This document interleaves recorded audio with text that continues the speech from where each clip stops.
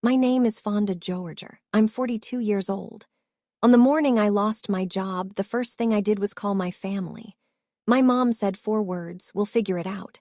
She said them flat like a weather report, then asked whether she should contact the bank about the mortgage, not about me. My sister's first words, "That's really inconvenient." My brother didn't pick up.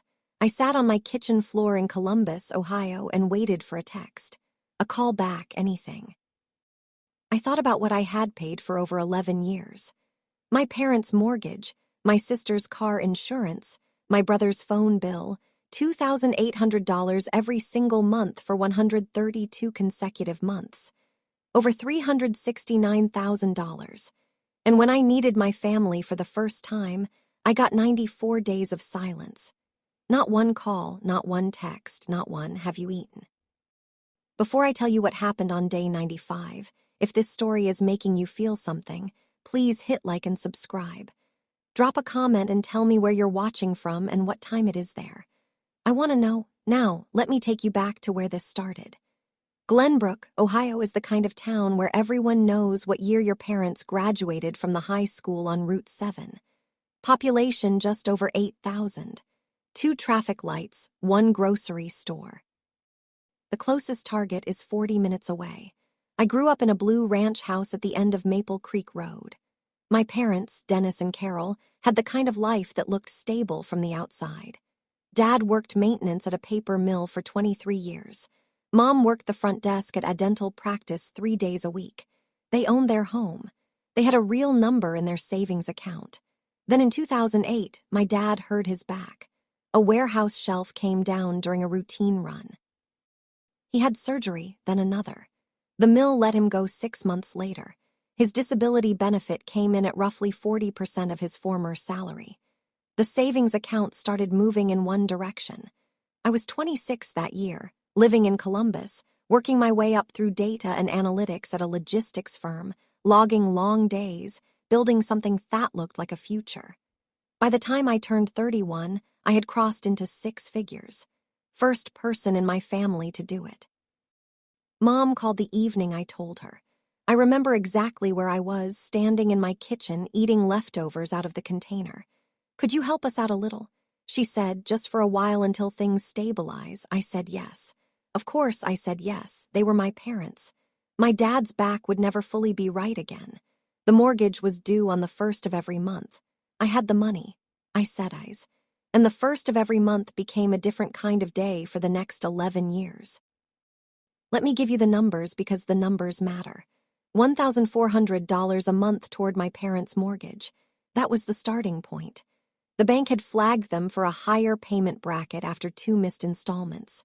I stepped in. Then came Brienne, my older sister, 38 now, married to Kyle, 2 kids. Her car insurance had lapsed. The premium to re-enroll came with penalties on top. "Just until I get back on my feet," she said. $600 a month, insurance, registration, renewals, gas on bad months. Then Marcus, my younger brother, 35 now, but he was 24 when this started. His phone plan was about to be cut off. $400 a month became the standard. His phone, the streaming subscriptions that accumulated and never quite went away. And then there was the category I came to think of as miscellaneous. Every year brought something. Mom's dental work when her own coverage ran out. Brienne's car registration, 3 separate years. Marcus' traffic fine in 2019. The water heater at my parents' place that failed in February of 2021. $400 a month on average for the unexpected. $2,800 every month for 11 years. I didn't add it to a total until I had nothing else to do but sit at my kitchen table in the dark. $369,600. That number stopped being abstract when I typed it. I watched the cell populate and I just sat there. I never built a real retirement account. I hadn't taken a vacation in 3 years, but every first of the month the money left my account. Not once in 11 years did it not. I want to be honest about something. I'm not telling this story as someone who had no part in how it went. I could have asked questions. I could have set a time limit. In 2017, I tried. Marcus had asked for an extra $200 a month online courses. He said he was going to get certified. I had questions. I asked Carol first whether he'd actually enrolled, whether there was a real program. Her voice shifted in about 4 seconds. "Do you not care about your brother's future?" she said. "He's trying, he's really trying." I said, "I just wanted to understand the plan. Your father and I have sacrificed everything for this family. I didn't expect this from you." I paid the extra $200. Marcus enrolled in nothing. The charge ran for 8 months before I cut it without saying a word. That was the pattern. Every time I raised a concern, the conversation moved immediately to Carol's sacrifice, to what it would mean if I stopped caring, to what the family would think of me. Dennis would go quiet on the other end, and I would feel the weight of a silence I didn't know how to carry. I learned the rule fast. Questions cost more than money. There was one other thing I didn't know until later.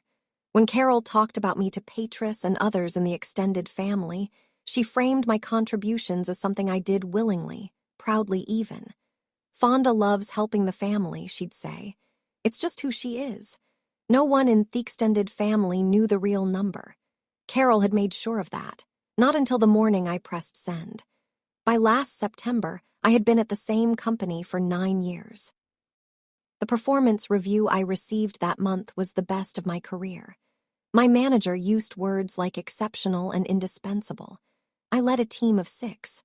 I had built the entire analytics infrastructure for a mid-sized logistics firm from the ground up over nearly a decade. It was mine in every way that mattered. And my savings account held $22,000 for dollars, a 42-year-old with a 6F figure salary. That number should have been larger. I knew it. Every time I opened the account on my phone, I did the quiet math. 5 months of expenses, maybe 6 if I stripped back. I told myself I'd build it after the year-end bonus, after the holidays, after things settled. The last time I'd bought something purely for myself, not for Thanksgiving hosting, not for a family visit just for me, was 14 months prior. A single blazer on clearance. In October, word started moving through the office. The parent company was restructuring. Nobody knew which divisions. I heard consolidation in a Thursday meeting. The following week, I caught headcount reduction mentioned in the hallway outside the HR suite in the way people say things they hope nobody catches. I was not worried. I had the review on file. I had 9 years of institutional knowledge. I had built the systems the company ran on. I did not look at the 22,000 again. I told myself it would be fine. I was wrong about that. Wednesday, 9:47 in the morning, an HR coordinator I'd met twice sent a calendar invite with a 15-minute window. No subject line, just my name and a conference room number. I walked in and found 2 people I barely recognized, a senior HR lead and someone from the parent company. "We're eliminating your position due to a structural reorganization." The HR lead said, "This is not a performance issue." I remember every word, not because I was recording anything, because the brain does that. Holds the exact sentence that ends something. By noon, 40% of my department was gone. I found out when I walked back to my desk and the chairs around me were empty. People I had worked beside for years, just gone. My severance package covered 3 months. Standard, adequate on paper, except that $2,800 was set to leave my account automatically on the 1st of next month, the way it had every month for 11 years.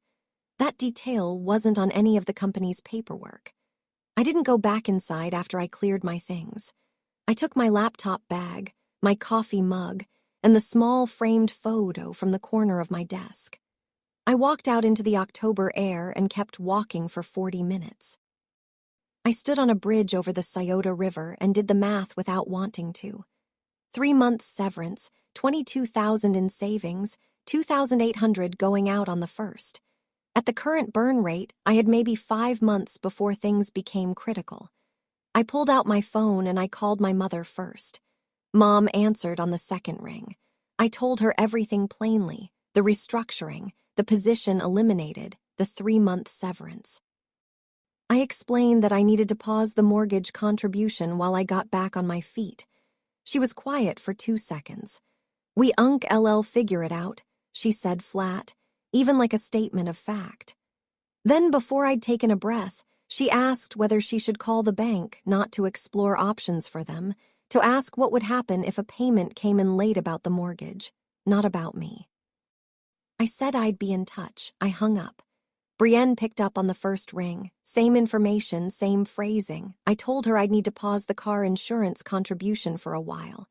Oh, she said that's really inconvenient. Kyle and I were counting on being covered through winter. Not "are you okay?" Not "I'm so sorry." Not even a pause where concern might have lived for a moment. "I'll keep you posted," I said. Then Marcus.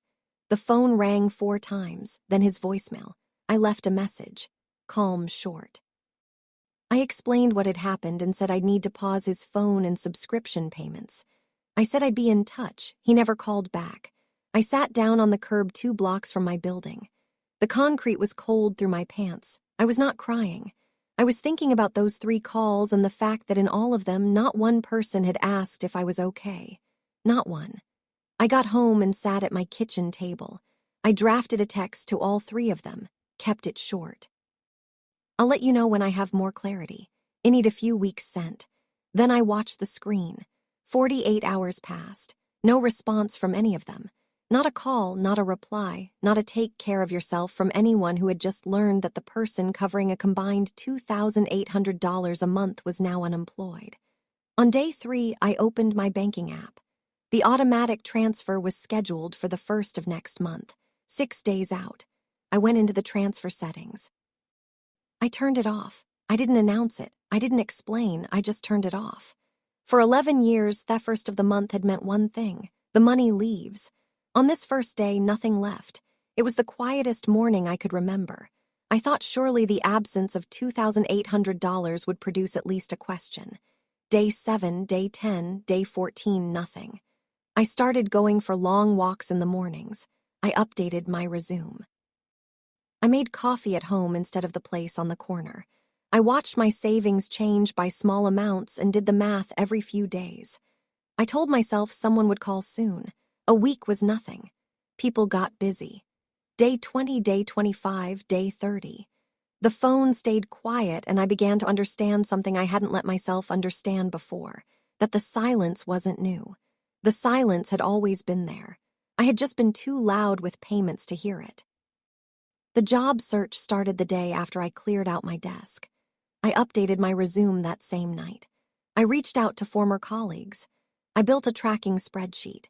Target companies, application dates, status columns, follow-up windows. The way I tracked everything, because data was the one thing I knew how to trust when everything else went sideways. In 30 days, I submitted 42 applications, 2 phone screens, one that went nowhere after the first conversation. One where the recruiter stopped responding after the second email. I ate at home every night. I canceled the 2 streaming subscriptions I was still paying for myself. I started waking at 3:00 in the morning to run calculations I had already run twice before falling asleep. Meanwhile, no one from my family called. I knew Brienne was fine. Technically, she posted an Instagram story on day 22. A restaurant table, candles, Kyle's hand in the frame, a caption that said "date night." I watched it twice. I didn't tap the heart. I put my phone down. I picked it up again because I was aware of what I was doing, cataloging evidence that the people I loved didn't care about me, and I didn't want to become that version of myself. But the evidence wasn't something I had manufactured. It was just there. Thanksgiving was 6 weeks out. I had hosted every year for the past 11. Last year, 14 people, $840 in food and wine and decorations. I had coordinated the whole thing from Columbus down to who was bringing which side dish. Not one of those 14 people had called in 30 days. I kept counting. On day 35, Sasha texted. We had been at the same company for 4 years before her own layoff the previous spring. We weren't close in the way that required constant contact, more like the kind of friends who knew the real version of each other without needing to schedule it. Her message was 3 words. "How are you?" We met at a coffee place near her apartment on a Tuesday morning. She was already at a corner table when I walked in. She looked at me the way someone looks when they can tell you've been carrying something alone for too long. I told her everything. Not a version of it, all of it. The payments, the years, the specific numbers, the 3 phone calls on the day I lost my job. 35 days without a single word from anyone. She set her cup down. They haven't called once, she said. Not once. She didn't try to explain it away. She sat with it. That was the right thing to do. What I didn't know at the time, what I found out weeks later when my dad finally told me, was that on day 47, he had picked up his phone. He had scrolled to my name. He was sitting alone in the Glenbrook kitchen and he wanted to call. Carol came in and saw what he was doing. "Leave her alone," she said. "She's dealing with it." He put the phone down. He told Melater that he thought about that moment every single day after. I believed him. But on day 47, I didn't know any of that. I only knew that no one was calling, and I was running out of ways to explain it charitably. By day 61, my savings held $8,200. I ran the number 3 times to make sure, under 2 months of real expenses. The severance had covered the first stretch, but 61 days of bills, groceries, and a search producing more rejections than callbacks had taken the account from 22,000 to this. I had authored round interview for an analytics manager position at a logistics firm based in Nashville, fully remote. It had gone well. I was waiting on the offer. On day 70, I opened Excel, not for the job search, for something else. I'm not sure what made me do it that particular evening. I think I was tired of running the math in my head without ever seeing it written down clearly. I started typing dates, dollar amounts, names in the recipient column. I got through 2013, the first full year of payments. The total for that year alone, $33,600. I added 2014, same number. Then 2015. By the time I reached 2018, I had stopped breathing normally, not from anger, from the sheer verticality of it. 11 years of monthly loyalty rendered as a column of numbers on a screen, consistent and quiet and completely invisible until this moment. I saved the file. I closed the laptop. I didn't know yet what I would do with it. I hadn't even consciously decided to do anything, but something had shifted in the act of building it. The kind off shift that doesn't move back. 80 days. I want you to sit with that for a second. 80 days. And I hadn't heard my mother's voice, my sister's voice, or my brother's voice. Not once. I was building a spreadsheet at my kitchen table, watching my savings drop, wondering if I had imagined 11 years of payments into thin air. If you've ever been the one who held everything together, and then felt everyone go quiet the moment you couldn't, hit subscribe right now, because what I did next wasn't dramatic. It wasn't loud, and it changed everything. I'll be right back with the rest of the story. The offer came on day 91. Analytics manager, fully remote, a mid-size freight and logistics company based in Nashville. Base salary, $128,000 a year, more than I'd been earning at the job I'd lost. I read the offer letter twice. Then I signed it and returned it the same afternoon. I didn't call anyone. I didn't text my family. For 11 years, every piece of good news, promotions, raises, new opportunities had made its first stop at Glenbrook before it went anywhere else. This time I held it quietly, just for myself, for a full day before I told Sasha. She said, "I knew it." On day 94, I was at my kitchen table before sunrise. The window showed just a gray edge where the light would eventually come from. I picked up my phone. My mother's name sat at the top of my contacts, same place it had been for 20 years. I didn't call. For 94 days, I had waited for that number to show up on my screen. Not to talk about money, just to hear someone ask how I was, whether I was sleeping, whether I'd eaten something decent. It never happened. I put the phone face down on the table. I opened the laptop. The Excel file was still there, exactly where I'd left it 3 weeks earlier. I had a new job. Income starting in less than 2 weeks, and a decision to make that had nothing to do with any of that. I opened the file. I went to the last row. I ran the sum formula one more time. $369,600. Then I started building the fourth column. It took 3 days to make it complete. I went back through 3 years of bank statements on the app, then downloaded PDFs from the years before that. The institution kept records further back than most people think. Every transfer was there. date, amount, and whatever I had written in the memo field. I built the file with 4 columns: date, recipient, amount, reason. The reason column was the one that cost me something to read back, not because I'd editorialized. I hadn't. I copied the exact words each person had used when they asked. Mom and Dad, mortgage payment. Brienne car insurance renewal, Marcus phone plan monthly. Brienne registration lapse, third occurrence, Marcus traffic citation 2019. Mom dental procedure insurance, gap 132 rows for the base monthly transfers. 47 additional rows for the irregular items, the emergencies, the gaps, the one-time fixes that had quietly become recurring. The sum formula ran. The cell read $369,600. I looked at it for a long time. I thought about what that number would have meant applied differently. A fully funded retirement account, a home of my own, a financial cushion that would have turned October's layoff into a rough quarter instead of a near crisis. Then I thought about Patris, my mother's younger sister, the one who showed up at every family gathering and always found a way to make me feel like a person rather than a function. She had said something to me at Christmas the year before. "Your mom says you love doing things for the family," Patris had said. "She says it's just who you are." I had smiled and nodded and said nothing. At the time, I hadn't known what to say. Now I did. I spent one evening deciding what to do with the file, not whether to do something.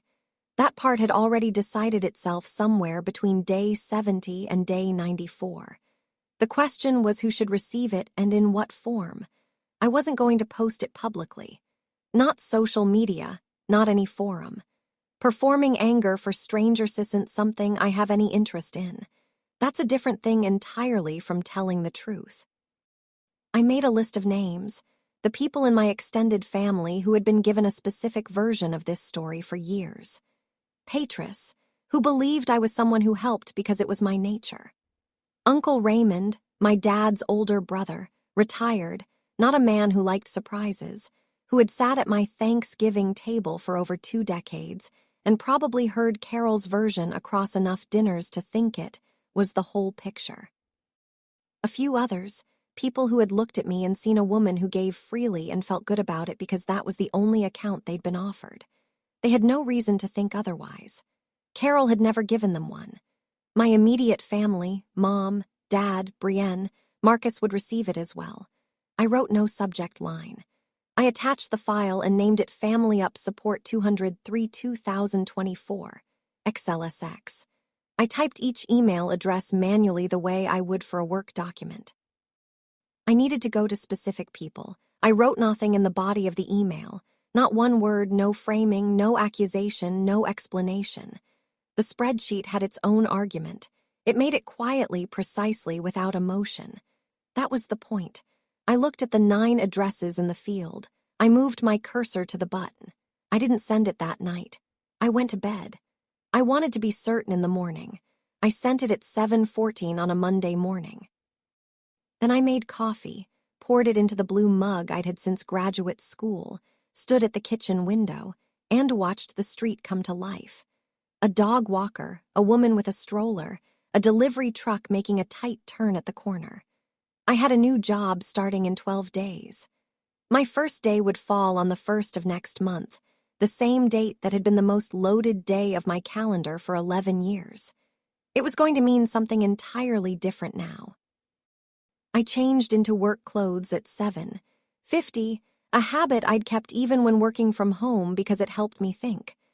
I logged into the new company's onboarding portal at 7:59 and started the setup checklist, security training, benefits enrollment, system access requests. My phone sat face up on the corner of the desk.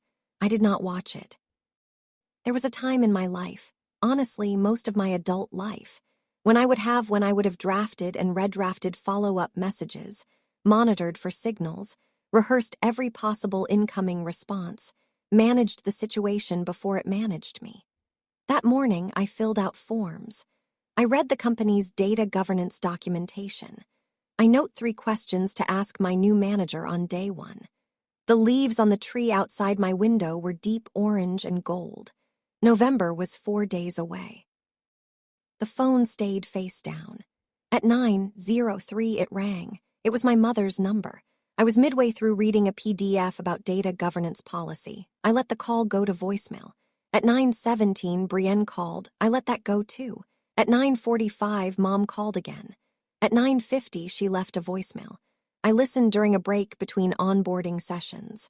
Her voice was steady, clipped.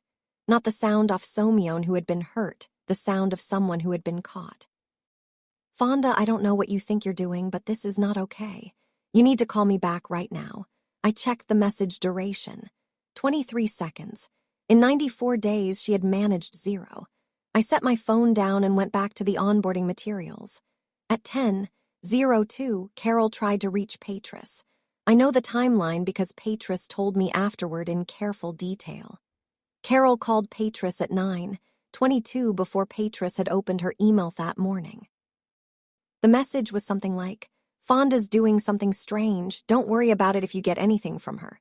Patris said, "Hold on," and pulled up her inbox. The file was there. She opened it in 30 seconds, loaded in another 10. She looked at the totals tab. She scrolled up through the years. She did the math the way anyone does math when they're looking at a column of numbers that shouldn't surprise them but does. "Carol," she said when she called back, "you told me she was just helping a little." 4 seconds of silence. "It's more complicated than it looks," Carol said. Patris hung up. Carol called Patris back 3 times that morning. Patris answered, "None of them." I found out later that Patris sat at her kitchen table in Cincinnati for a long time after she hung up. She's told me this story twice now, each time with the same expression. Not theatrical, just still. She went back through the file column by column. The dates, the amounts, the reasons. She knew what a mortgage payment was. She knew what car insurance cost. She knew what a phone plan ran each month. She'd watched me host Thanksgiving for over a decade. She had looked across the table at me and believed the version of events she'd been given because no one had ever offered her another one. Meanwhile, Carol moved to Raymond. Uncle Raymond, my father's older brother, 66, retired, the kind of man who finishes what he starts and doesn't enjoy surprises often kind, had opened the email at his own pace. When Carol reached him by phone, he was brief. "I've seen it." He said, "Ray, I need you to understand. I need to call Dennis," he said. Carol did not redirect that conversation well. Raymond told me later that it lasted about 8 minutes and that he said most of what he needed to say without raising his voice. Dennis called me that evening. His voice was quiet in the way it gets when something is settled and past the point of reaction. "You're uncleckled," he said. "I know, Dad." I said, "Fonda, I know." I said again, we didn't say much more that night, but we would. At 11 that morning, I called Brienne back. It was the first time we had spoken in 94 days. She answered before the second ring. She was crying immediately. Not the quiet kind, the kind that arrives before any sentence does, filling the space before a word has been chosen. "I know I messed up," she said. "But Fonda, you made Mom look terrible in front of everyone." "Brienne," I said, "one question." She went quiet. "In 94 days, did you call to ask if I was okay?" Silence. "It's not a complicated question," more silence. "That's not," she started. "It's not a complicated question," I said again. Same tone, she hung up. I sat with that for a moment. Then I stood up, refilled my coffee, and went back to work. At 2:15, a text came in from Marcus. The first communication from him in 94 days. I didn't know it was that much. That was all. I read it twice. I put my phone down and didn't respond immediately. Not from coldness, but because I genuinely needed to figure out what I felt about it. It wasn't an apology. It was an acknowledgement. There is a difference, and I have learned it's important not to confuse the two. But it was the only message from anyone in my immediate family that admitted a factual reality of the situation without immediately redirecting it towards someone else's feelings. For Marcus, who had spent 35 years steering hard away from difficult conversations, it was something. It didn't text back that day, but I didn't delete it either. That evening, I called my mother back. She picked up on the first ring, already talking before I said a word. "You have hurt this family, Fonda. You didn't think about what this would do to everyone. Your aunt, Raymond, all of them reading that and thinking, Mom, I said. She stopped. I want to ask you one thing. What, in 94 days, how many times did you call to ask if I was okay? Silence. I let it sit. You know it wasn't that simple, She said. I didn't want to put more pressure on you. That's not what I asked. More silence. Mom, I said, the payments have stopped. They're not going to start again. You can't do that. Her voice went sharp. We depend on that. The mortgage alone. I know. You and Dad will need to work with the bank. There are options. This isn't fair. I paid that mortgage for 11 years. I said, I've done the most fair thing I knew how to do for 11 years. And when I needed anyone to pick up a phone and ask how I was, I got 94 days of nothing. She started to say something about sacrifice, about what she'd given up, about what the family meant. Mom, I said, I love you and I'm not doing this anymore. I hung up. My hand was not shaking. My coffee was still warm. I took a sip and sat in the quiet of my apartment and understood for the first time in a very long time that I was not required to wait for her to feel better before I was allowed to feel anything myself. Patris called me that afternoon. It was the first time anyone on my family's side had initiated contact to ask about me as opposed to asking me to manage something in 95 days. She didn't open with a speech. She asked one question. Are you okay, honey? I had to take a breath. Those 3 words after all that time hit somewhere I hadn't realized was unguarded. I'm okay, I said. I actually am. She said she believed me. Then she told me exactly what she had seen when she opened the file. She had been carrying a story about me for years. Generous, loving, someone who did things for family because it filled her up. The file had corrected the story entirely. I didn't know, she said. None of us knew because we were never told. That confirmation landed somewhere important. Carol hadn't just kept the number quiet. She had actively built a version of me, a woman who helped because she wanted to, because generosity was her nature, which made it much harder for anyone to ask whether any of it was sustainable. Raymond's conversation with my father had been direct and without much softening. By all accounts, Dennis didn't share the details immediately, but by the end of that week, people in the extended family who had always called Carol first were slower to respond. Holiday group texts sat unanswered longer than usual. She wasn't cut off. She was just visible in a way she hadn't been before. The spreadsheet never said a word about her. It didn't need to. Sometimes the most accurate record is the one that doesn't editorialize 3 days after the email. There was a knock at my door at 11 in the morning. I wasn't expecting anyone. I looked through the peephole. My father was standing in the hallway wearing the brown jacket he'd owned for 15 years, holding his car keys. I opened the door. I drove down, he said. That was all. I stood back and let him in. We sat at the kitchen table. He looked older than the last time I'd seen him, which had been Thanksgiving the year before, which felt like a decade away. His hands were-folded on the table in the way he does when he's choosing words carefully. I should have called, he said. During those 94 days, I should have picked up the phone. I didn't say anything. I want you to know I almost did, he said. Day 47, your name was on the screen. I knew this already. He'd told me on the phone 2 nights prior, but hearing it in person at my own table was different. Your mother said to leave you alone, and I listened. I've thought about every single day since. Dad, I said, I know. I'm not here to make excuses. I just need to ask. He stopped, tried again. I need to know if there's still something here. Yes, I said. There's still something here. He nodded once. We sat in that kitchen for 2 hours. We talked about things that had nothing to do with money, his back, and how good weeks and bad weeks still traded off in unpredictable patterns. The maple tree in their yard that had finally come down last spring. When he left, I watched him walk to his car.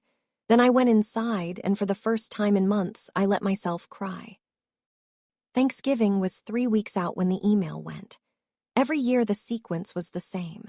I sent a message to the family group text around mid-October.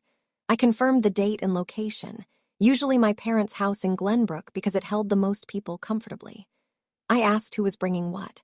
I ordered the turkey, bought the wine and bread and pies, drove down the day before to prep, stayed late on the night.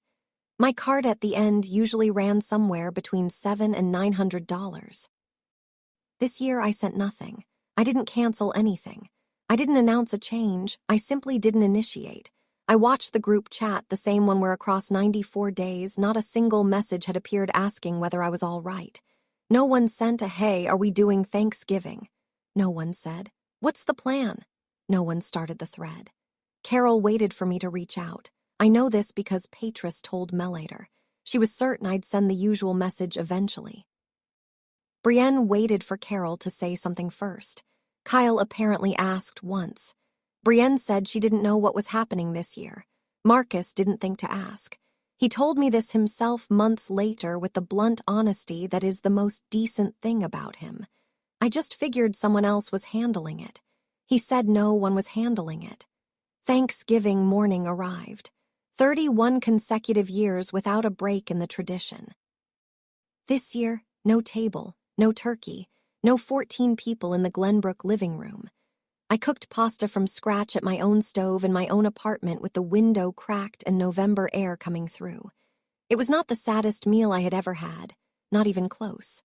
The morning after Thanksgiving, Sasha and I met for breakfast. She was already at the table when I walked in, both hands around a mug. She had the look of someone who'd been rehearsing how to ask how I was since the night before. "How are you?" she said. "I'm good," I said, not just saying that. She studied my face for a moment. "Okay, I believe you. We ordered. The place was quiet the way the day after Thanksgiving always is. Half the city sleeping in, the other half on planes. We had the back corner to ourselves. Did you end up going anywhere?" she asked. "No, stayed home. Thanksgiving, I made pasta," I said. "From scratch, better than I expected." She laughed. The real kind, not the polite kind. Then she asked the question she'd actually been holding. 31 years, I said. The family's done Thanksgiving for 31 years straight. Not once in that stretch had it not happened. This year nobody organized it, so it just didn't because you didn't organize it, because I didn't organize it. She wrapped both hands around her mug and sat with that. "You've been running that table for 11 years, she said. "Longer," I said in different ways. I realized, saying it out loud, that I had never in my adult life cooked a Thanksgiving meal that was for me. It had always been for 14 other people.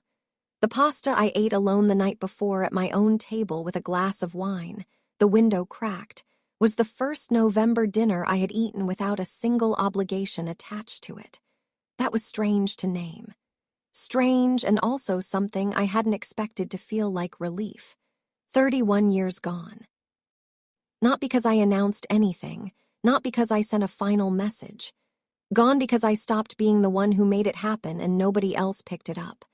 I want to ask you something before we go any further. If you've ever been the person who held everything together, who sent the first text, set the date, bought the food, made the calls, have you ever wondered what would happen if you just didn't? Leave that in the comments. And if you haven't subscribed yet, please do it now because in the next few minutes, I'm going to tell you exactly what I decided about the money, about my family, and about what I want the next part of my life to look like. In early December, I sat down with a financial advisor for the first time in my adult life. Her name was Dana Merritt. I found her through a colleague at the new job. She was in her 50s, wore no-nonsense glasses, and did not soften anything she said, which I appreciated from the first minute. We went through everything. My savings, my salary, my complete absence of a real retirement strategy beyond a minimal 401k contribution I hadn't adjusted in 2 years. "You've been bleeding a significant amount of monthly income," she said, looking at the numbers I'd brought. "I know," I said. She set me up with a Roth IRA. We raised my 401k contribution to 15%. We established a savings target, 6 months of expenses minimum, with a specific timeline to hit it. On the drive home, I did the math on what my account would look like in 12 months if $2,800 stayed in my column every month instead of leaving it. The number was clarifying in the way that round numbers sometimes are. I never sent a formal notice to my family that the payments were permanently over. There was no letter, no document. The automatic transfer had been off since day 3 of my unemployment. I had no intention of turning it on again. The decision had already been made. I simply hadn't narrated it. My parents would need to work with their bank, refinancing options, adjusted terms, a review of their current income. I had quietly researched this. It was not easy, but it was doable. I had spent 11 years solving problems that belonged to other people. This one was theirs. 2 weeks into December, an email arrived from Brienne. It was long, over 500 words, which I know because I counted occupational habit.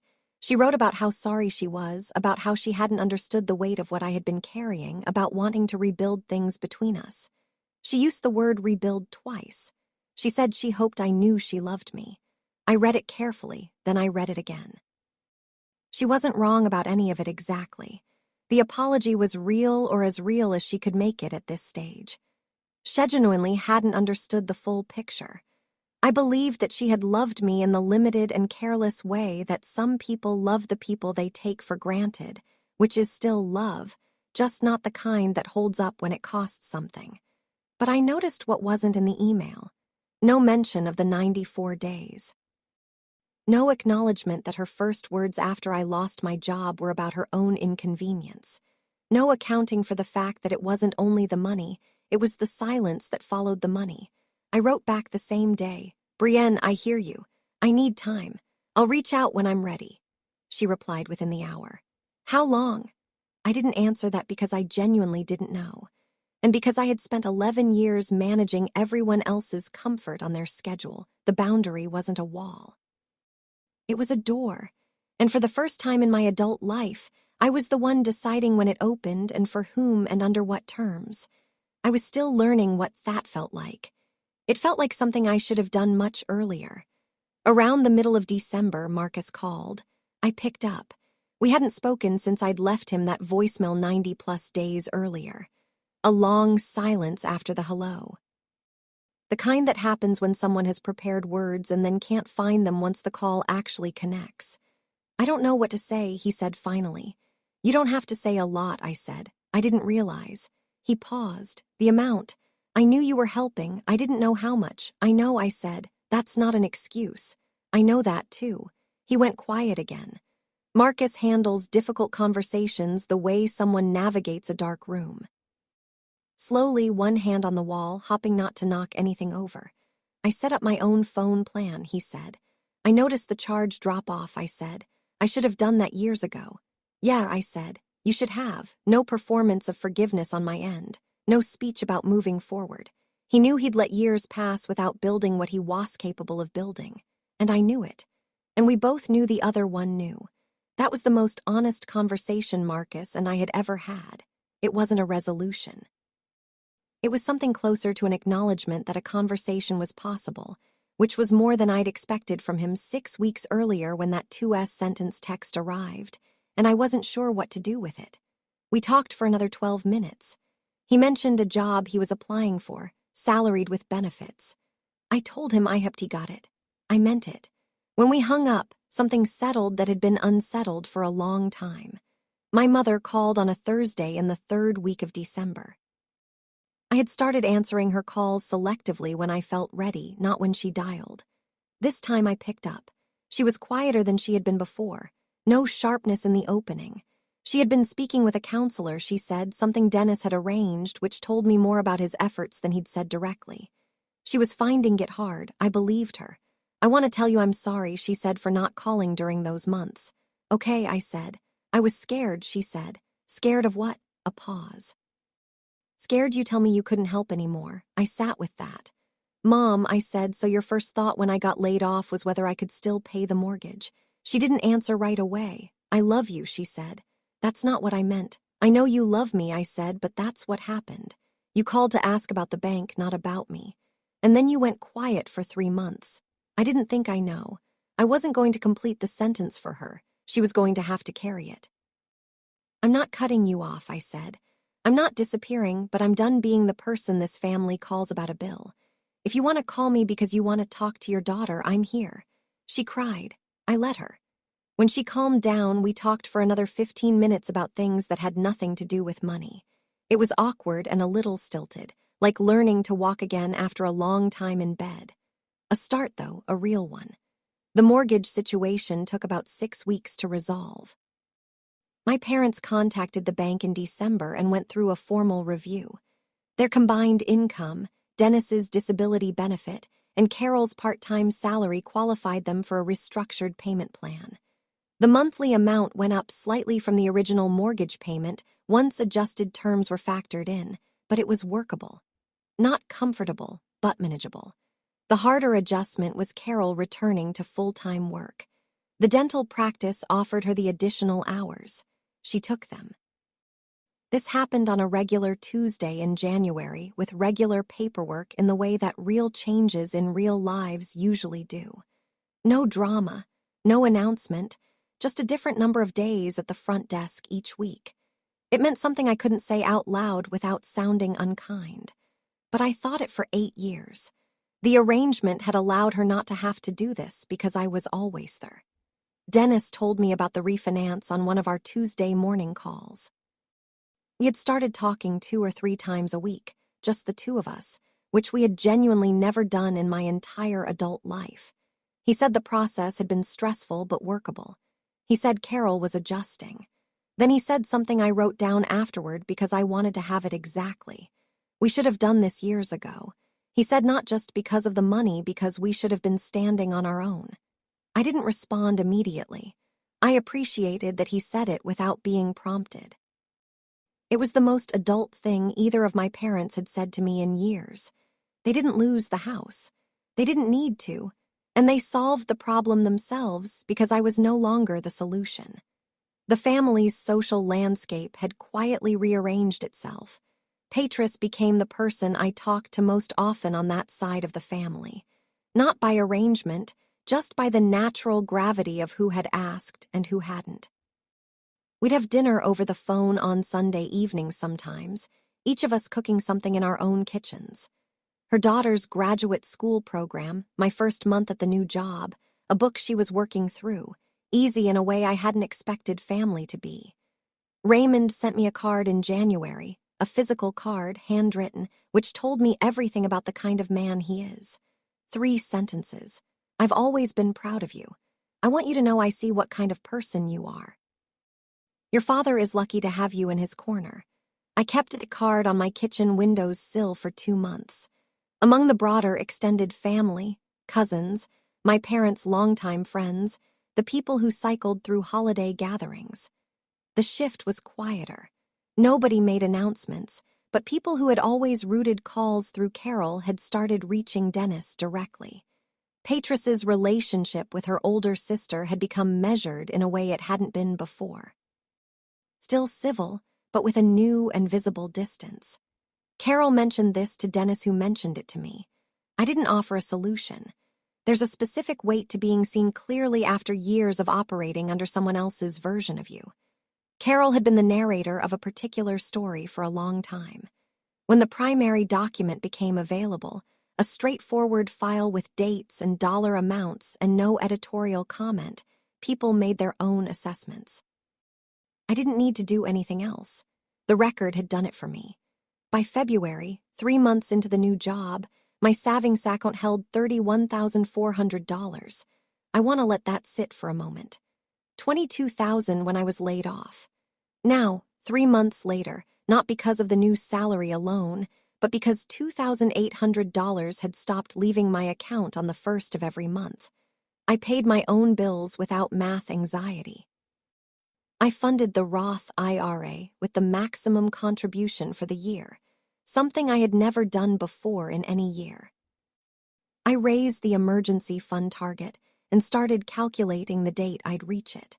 I booked a trip to Charleston for late April. For nights, a hotel I found one Tuesday evening by actually browsing instead of talking myself out of options before I'd selected any. I paid for it in full without running a separate calculation to see if I could afford it. I have thought about the 1st of February many times since then.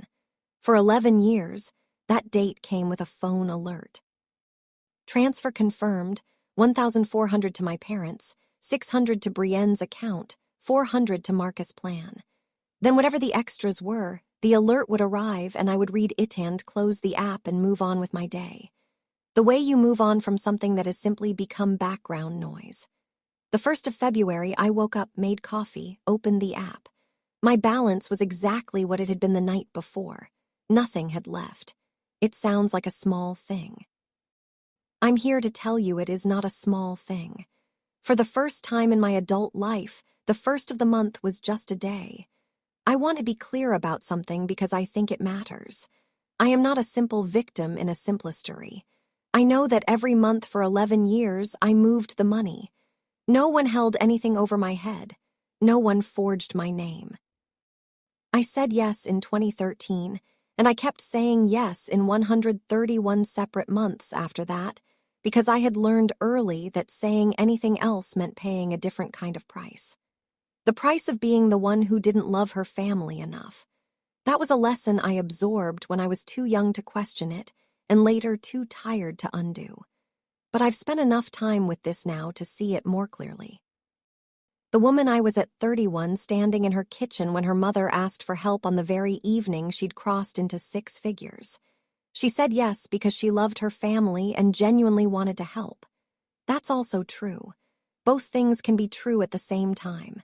The choice I made later to stop, to document, to send. That was mine, too. Not revenge. I've never liked that word for what I did. The spreadsheet wasn't built to punish anyone.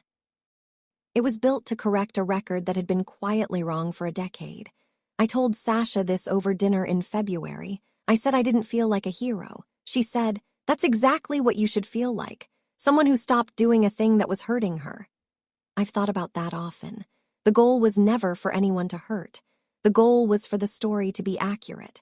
By spring, the shape of things had changed. Not resolved, not repaired, just different. Honestly different, which is more than I would have predicted 6 months prior.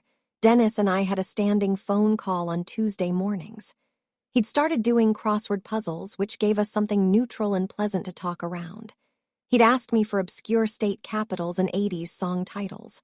I was better at the second category. Marcus got the job. Full-time benefits, a 401k match he was going to use. He texted when the offer came in. 2 sentences. I sent back 2 sentences. We aren't close yet in the way we might one day be, but the distance between us is honest now, which is better than the kind of distance that pretends to be something else. Brienne and I had one phone call in March, 45 minutes. She cried twice. I didn't. We didn't finish anything in that call, and I didn't try to. She processes slowly. I need evidence before I adjust my expectations. We're both working with what we have. Carol and I talk on Sunday afternoons, less than before, more than I expected. She asks about work first, then the apartment, then whether I've been eating well. The money never comes up. I think she's learning slowly that the version of me who sent payments and the version of me who is her daughter are the same person, and that she only ever gets access to one of them at a time. I think about that distinction a lot. It's a quiet kind of progress, the kind that doesn't announce itself. The kind that you only recognize when you turn around and realize how far back the old version of things has gotten. In early April, I wrote something down. Not for anyone, just for me. I don't keep a journal. I'm not someone who processes things by narrating them privately. I work by building structures, running numbers, seeing what the data says when you organize it properly. But that evening, I opened a blank document and I typed 1 sentence and looked at it for a while. I spent 11 years being the bank. I'm spending this year learning to be a person. Patris had become family in a way that felt chosen, which made it more solid than things that had simply been inherited. Raymond sent another card in March, shorter, just a few words, and a small drawing of a cardinal, which is something our family has always associated with good luck. I put it on the windowsill next to the first one. Sasha was someone I called without a reason, which at 42 I had almost forgotten was a thing people could simply do. I thought about the version of me who said yes in 2013. I thought about all the versions that kept saying it. I wasn't angry at them anymore. They did what they knew how to do with what they had at the time. Here's what I understand now. Generosity isn't giving until you're empty. That's not generosity. It's erosion with a nicer name. And boundaries aren't walls. A boundary is a door. You decide who comes through it and when and what the terms are. The terms should be honest. And for 11 years, mine weren't. Not with my family and not with myself. I was trying to get that right. Finally, at 42, I was actually trying to get it right. In late April, I flew to Charleston. Windows at. I brought a book. I didn't open for the first hour because I was watching the geography change below. Ohio's flat grid giving way to Virginia's rolling hills, then the long coastal approach into South Carolina. The hotel room had a small balcony facing east. The first morning, I was up before 7. I made coffee from the in-room setup and carried it outside and watched the light come up over the harbor. My phone was inside on the nightstand. It wasn't charging because I'd forgotten to plug it in and I didn't notice for an hour. I sat on that balcony and thought about the first of every month for 11 years. The way the transfer confirmation would arrive, and I'd close the notification without really reading it. The way I had built my financial life around an exit that never came. The way I had confused loyalty with maintenance, as if love were a subscription you kept renewing to hold the service in place. Patris had said something when I told her I was going away for a few days. Good, she said. Go somewhere you've never been. Don't think about any of us. I had done exactly that or close to it. On the last morning, I sat on the balcony again with coffee and let the quiet be quiet. The harbor was still. The light came in at a long angle. I thought about the question I want to leave you with, because if you've stayed with this story all the way to here, you've probably recognized something in it. Maybe you've been the one who held everything together. The one who organized, funded, showed up, and kept the whole thing running while everyone else benefited from it. Maybe you went a long time before anyone asked if you were okay. So I'm asking, have you ever been that person? And if you were, who was asking after you? Tell me in the comments. I want to know. That's my story. 94